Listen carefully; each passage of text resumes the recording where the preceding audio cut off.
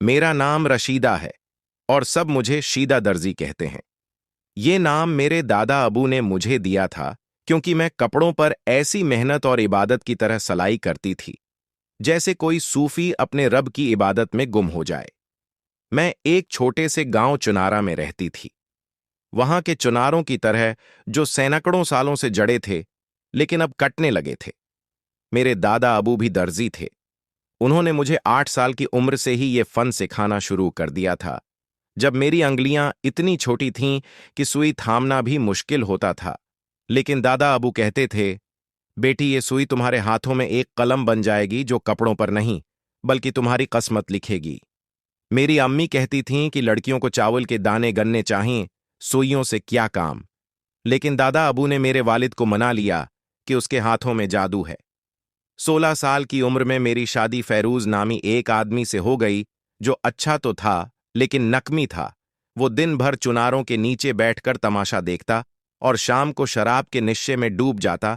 जब मेरे ससुर का इंतकाल हुआ तो उसने विरासत में जो कुछ मिला था सब पीने में उड़ा दिया।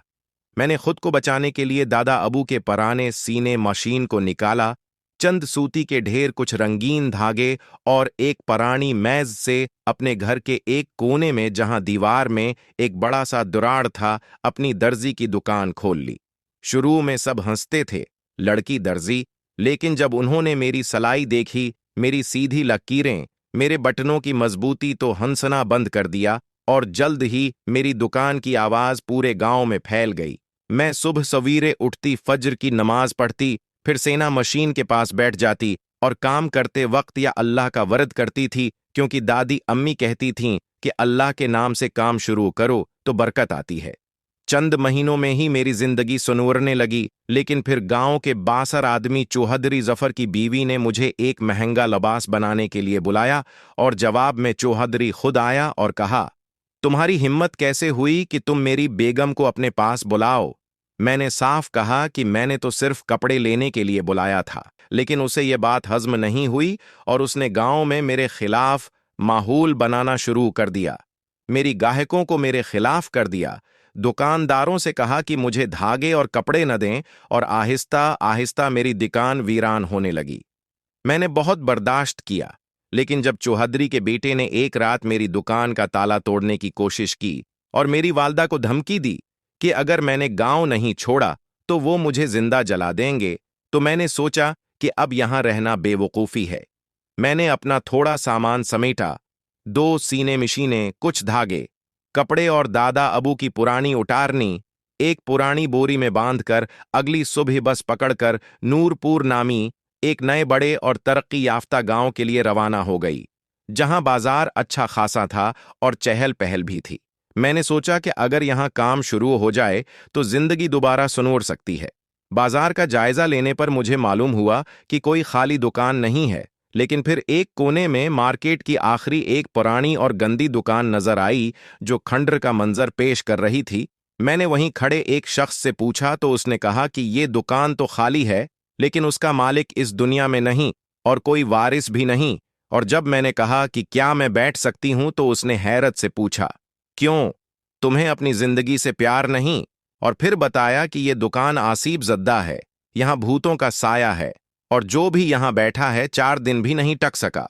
पिछले 8 साल से ये दुकान बंद पड़ी थी और उसकी कहानी अजीब थी कि पहले एक आदमी दूध की दुकान खोलकर बैठा था, लेकिन जो भी उससे दूध लेता बीमार हो जाता और वो कहता कि रात को जन्नत के बच्चे दूध पी जाते हैं। फिर वो खामोशी से चला गया। उसके बाद कई आए, लेकिन कोई नहीं टक सका। मैंने सोचा कि अगर यहां बैठूं तो किराया भी नहीं देना पड़ेगा और इंतजामिया ने भी साफ कहा कि वो जिम्मेदार नहीं होंगे, लेकिन बैठ सकती हो। मैंने खतरा मोल लेने का फैसला किया क्योंकि बाकी दुकानों का किराया 6,000 से शुरू होता था और मेरे पास इतने पैसे नहीं थे। मैंने दुकान साफ की, अंदर पड़ी पुरानी मेज कुर्सियां और आईना इस्तेमाल के काबिल बना लिया और अपनी सेली हुई चंद नमूना कमीज दीवार पर टांग दें। फिर बिस्मिल्लाह पढ़कर 2 नफल अदा किए और कोने में बैठ गई।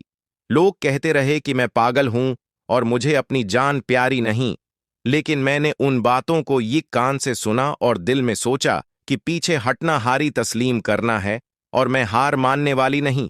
सफाई करते वक्त एक कोना मुझे अजीब लग रहा था जो बिल्कुल अंधेरा था और जितनी भी रोशनी डालो वहां नहीं जाती। दादा अबू कहते थे, जन्नात कोनों में छिपते हैं। मेरा दिल चाहा कि छोड़ दूं, लेकिन फिर सोचा कि शायद वहम है। मैंने फैसला किया कि दिन को दुकान खोलूंगी और शाम को बंद कर दूंगी, रात नहीं गुजारूंगी।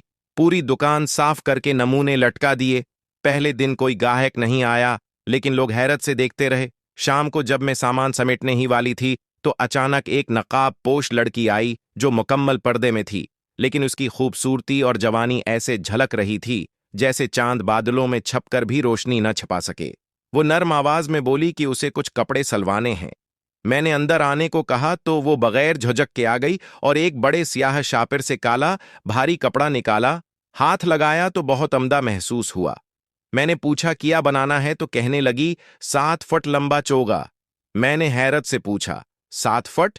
तो मुस्कुराकर कहने लगी हाँ ऐसा ही चाहिए। मैंने पूछा बटन या लेस? तो कहा नहीं, सिर्फ सादा काला चोगा, मुकम्मल सियाह धागे से सीलो, और ये मेरे साइज का नहीं बनाना। मैंने पूछा किसके लिए तो कहने लगी मेरे लिए भी नहीं। ये बात मुझे उलझा गई, लेकिन मैंने ज्यादा सवाल न किए क्योंकि काम अहम था। 1400 रुपए की कीमत बताई तो कहा ठीक है, पैसों की फिक्र मत करो, काम अच्छा होना चाहिए। वो चली गई और मैंने इसी रात काम शुरू कर दिया। अगले दिन तैयार कर लिया, लेकिन तीसरे दिन दिखाने के लिए बुलाया। तीसरे दिन वो आई और चौगा देखकर बहुत खुश हुई। पैसे मांगे तो उसने शापिर से कुछ नोट निकाले, काउंटर पर रखे। ऊपर से 100 के नोट लगे, लेकिन जब गने तो अंदर 5,000 के 2 नोट निकले। कल 10,000 रुपए थे। मैं परेशान हो गई कि ये तो जरूरत से ज्यादा हैं। वो जा चुकी थी। मैंने दिल में कहा शायद अल्लाह ने नीयत का सिला दिया। अगले दिन सुबह सवीरे बाजार आई तो हैरत हुई कि पूरा बाजार बंद पड़ा था। हालांकि यहां तो सुबह ही जिंदगी शुरू हो जाती थी। कोई दुकान नहीं खुली थी, सड़क सुनसान थी। मैंने सोचा शायद कोई छुट्टी हो। मैंने अपनी दुकान खोली। जैसे ही अंदर कदम रखा सांस रकसी गई, क्योंकि वही कोना जो हमेशा मुझे खौफजदा करता था, आज वहां एक शख्स जमीन पर बैठा इंगलियों से कुछ लिख रहा था। बाल बिखरे, चेहरा झुका हुआ, मुसलसल बड़बड़ा रहा था। मैंने आवाज दी कौन हो, लेकिन उसने न देखा न जवाब दिया। मैंने जोर से कहा ये मेरी दुकान है तो भी खामोश रहा। मैंने डरते डरते कदम बढ़ाया और पूछा मेरी तरफ देखो, तुम हो कौन? और जब उसने आहिस्ता चेहरा उठाया तो मेरे जिस्म में बजली सी दौड़ गई और जमीन निकल गई, क्योंकि वो चेहरा मेरा अपना बिगड़ा हुआ चेहरा था। नीलाहत और सौजन आंखों के नीचे, होंठ सौखे, बाल बिखरे।